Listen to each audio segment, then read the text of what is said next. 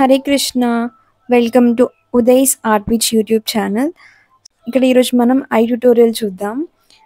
యాక్చువల్గా ఇన్స్టాగ్రామ్లో full length videos చెప్పడం కుదరట్లేదండి. సో అందుకని నేను మీ అందరి కోసం ఐ ట్యూటోరియల్ యూట్యూబ్లో పోస్ట్ చేస్తున్నాను. సో మీకు చాలామందికి హెల్ప్ అవుతుంది. అందుకని ఏమేమి మెటీరియల్స్ వాడాను అని అంటే ఐవరీ షీట్ అండి, అది ఒక మెకానికల్ పెన్సిల్, ఒక చార్కోల్ సాఫ్ట్ పెన్సిల్, ఎరేజర్, అది డోమ్స్ ఎరేజర్ తీసుకోండి మీరు. ఇంకా బ్లెండింగ్ కోసం మేకప్ బ్రషెస్ లేకపోతే tissue, white gel pen highlights కోసం. సో ఇవి సరిపోతాయండి. ఈ కొన్ని మెటీరియల్స్తోనే మనం ఇప్పుడు ఈ ఐని కంప్లీట్ చేసేయచ్చు. Don't go for so much expensive things. సరిపోతాయి ఇవన్నీ. మనకి ఎలా డ్రా చేయాలనేది చూద్దాం. ఫస్ట్ నేను అవుట్లైన్ గీసుకున్నాను. ఏదన్నా ఒక రిఫరెన్స్ తీసుకోండి ఐస్వి. ఆ రిఫరెన్స్ ద్వారా మనం ఫస్ట్ బిగినర్స్ కాబట్టి మీరు ఎప్పుడైనా కొంచెం గ్రిడ్ మెథడ్లో వెళ్ళారంటే మీకు షేప్స్ బాగా అలవాటు అవుతాయి. షేడింగ్ కానీ ఎవ్రీథింగ్ మంచిగా వస్తుంది. సో ఇక్కడ నేను గ్రిడ్ మెథడ్ వాడుతున్నాను మీ అందరికి చూపించడం కోసం.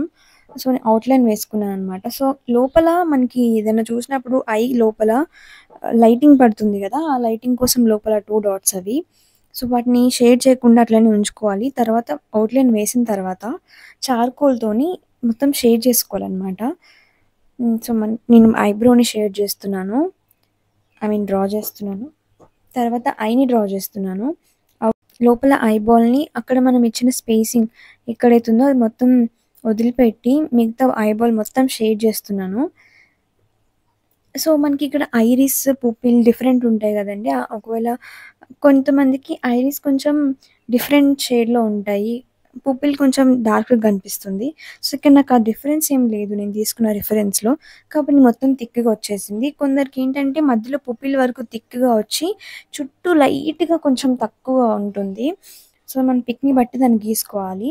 సో ఇక్కడ నేను టోటల్ అవుట్లైన్ అంతా వేసి ఐ ల్యాషెస్ కొంచెం ఉన్నాయి కదా, అవి చిన్నగా గీసుకున్నాను కిందికి. సో తర్వాత దీన్ని బ్లెండ్ చేయాలి. బ్లెండ్ చేసి తర్వాత హైలైట్స్ మళ్ళీ ఇవ్వాలన్నమాట. చూడండి ఆల్మోస్ట్ ఇప్పుడే మనకి రియలిస్టిక్గా కనిపిస్తుంది. సో చార్కోల్ చాలా థిక్గా బాగుంటుందండి, తొందరగా కూడా వర్క్ అయిపోతుంది, చాలా రియలిస్టిక్గా కనిపిస్తాయి. అయితే మరి చార్కోల్ లేకుండా గ్రాఫైట్ పెన్సిల్స్తో వాడేవాళ్ళు ఎలా అంటే ఫస్ట్ మీరు 2B pencil, HB pencil, 8B pencil తీసుకోండి. ఒక లేయర్ బై లేయర్ వేయాలన్నమాట. ఎప్పుడు స్టెప్ బై స్టెప్ రావాలి. చిన్న నుంచి ఇట్లా థిక్గా రావాలి. అంటే 2B ఫస్ట్ అవుట్లైన్ 2Bతో వేసి తర్వాత 4Bతో వేసి తర్వాత 8Bకి వచ్చేసి తర్వాత బ్లెండ్ చేస్తే వస్తుందన్నమాట. సో ఎక్కడెక్కడ హైలైట్స్ ఉన్నాయో అక్కడ మాత్రం వదులుకోండి ప్లేస్. సో నేను ఐ చుట్టూ మొత్తం బ్లెండ్ చేస్తున్నాను ఇక్కడ. సో మీరు కూడా అట్లానే బ్లెండ్ చేయండి. హైలైట్స్ విషయానికి వస్తే వైట్ జెల్ పెన్ వాడితే ఉన్నదానికంటే ఎక్కువ రియలిస్టిక్గా కనిపిస్తుంది. ఇప్పుడు మనం చూస్తే అది ఇప్పుడే చాలా మంచిగా కనిపిస్తుంది కదా.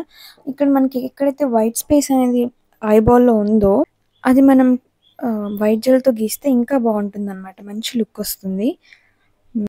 మీకు ఇంకా ఇలాంటి ఏమేమి వీడియోస్ కావాలో నాకు కామెంట్స్లో చెప్పండి. నేను ఖచ్చితంగా will be coming up with all such videos. మీకు హెల్ప్ఫుల్ అయ్యే వీడియోస్తో వస్తాను. సో నేను ఇక్కడ బ్లెండింగ్ అనేది కొంచెం ఇట్లా స్పీడ్గా చేస్తున్నాను అనుకోండి, నేను టైం ల్యాబ్స్లో పెట్టుకున్నాను. మీరు నెమ్మదిగా చేయండి, లేకపోతే పేపర్ ఖరాబ్ అవుతుంది.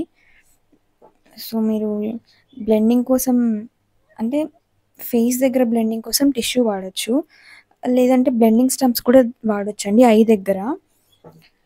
సో నేను వైట్ జెల్తో గీస్తున్నాను చూడండి. సో ఇది ఫైనల్ అవుట్పుట్ అయితే ఇలా వచ్చింది. మీకు ఎలా అనిపించిందో కామెంట్స్లో చెప్పండి. ఖచ్చితంగా అందరికి షేర్ చేయండి, subscribe channel. Thanks for watching.